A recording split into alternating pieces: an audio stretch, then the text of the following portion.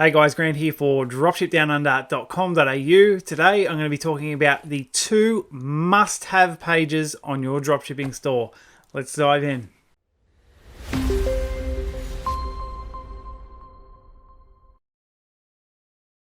Alright, before we get started, if you do like the video, please give us a big thumbs up. Don't forget to subscribe to the channel if you're not already, and hit those bell notifications as well so you don't miss any of our uploads, because we bang them out all week long. We've also got some great free training in the description below. There's a link there that takes you through to 2 hours or so of great free training on how to build a successful dropshipping business right here in Australia. Not somewhere else, right here.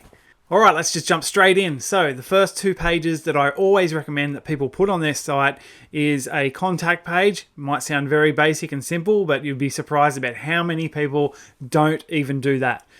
Contact page just shows that you are professional and you know what you're doing, and you have some way to contact you. If you're not going to put your phone number on there, your email address or something like that, which you should anyway, a contact form is the bare minimum, okay? And a lot of people say that you've got to go and get all these fancy apps, and I don't know how to do it, but I'm going to show you today. It's only done in a matter of clicks. Super simple to do. So that's number 1. We're going to jump into a screen share and I'll show you that in a moment.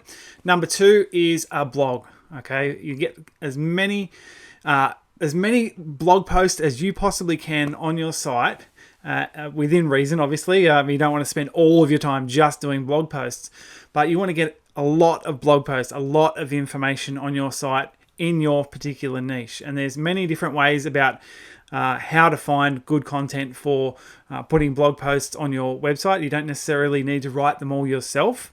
But if people aren't coming back to your site to actually purchase something, bring them back for the content.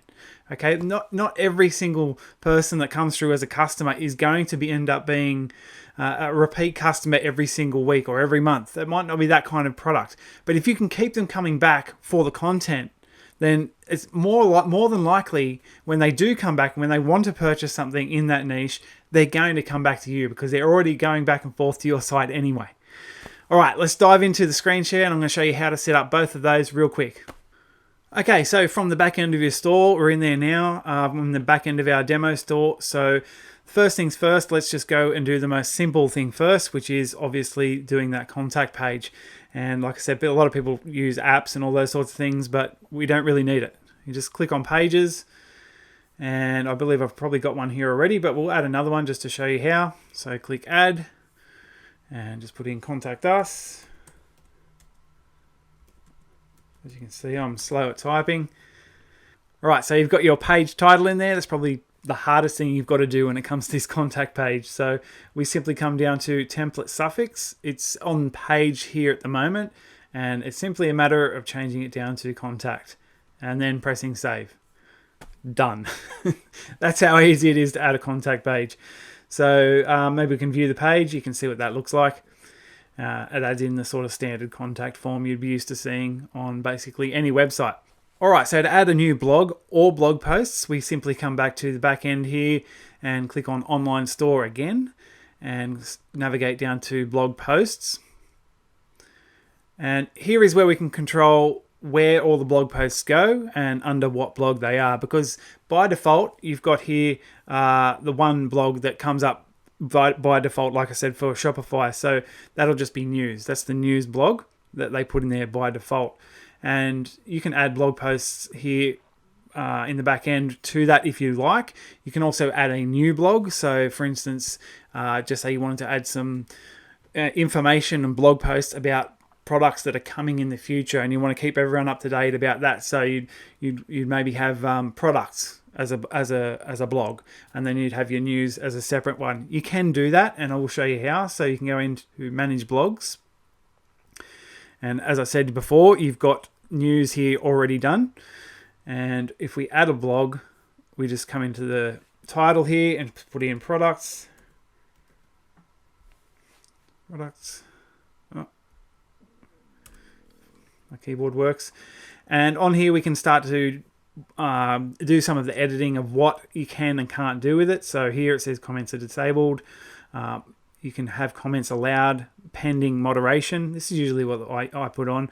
I want to have some comments on there. If it's positive, obviously we're gonna keep all of those on the blog. If it's just someone trolling you, you want to be able to moderate those.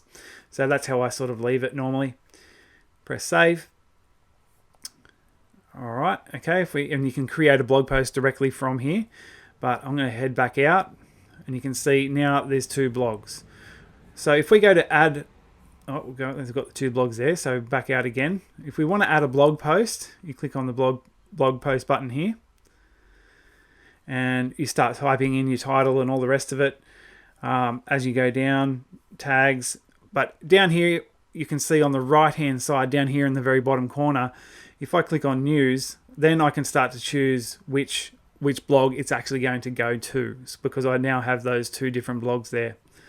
Okay, so it just helps you to categorize and itemize blogs from different sort of categories. You might not want to just keep all of your blog posts in under that one blog of news. So it gives you the option to sort of separate things into different categories if you're going to have a lot of content. So yeah, you basically just go fill out all those details, press save, and it goes to that blog. So very simple to do. Like I said, those are the 2 pages that I think are an absolute must-have. Obviously, besides all of the shipping and all of the legal terms and all those sorts of things that you do need on your page, on your store. Those 2 pages are sort of extras that people just either go without or do a really half-assed job at it. But anyway, that's the 2 that I recommend you can put in. And it's very simple to do. It's very quick, and you can fill it out with content, especially with the blog posts as you go. All right, if you did like the video, please give us a big thumbs up. Don't forget to subscribe if you're not already, and hit those bell notifications. We've also got some great free training in the description below. If you click the link there, it'll take you through to 2 hours or so of great free training on how to build a successful dropshipping business right here in Australia. All right, guys, that's it for today. See you in the next video. Cheers.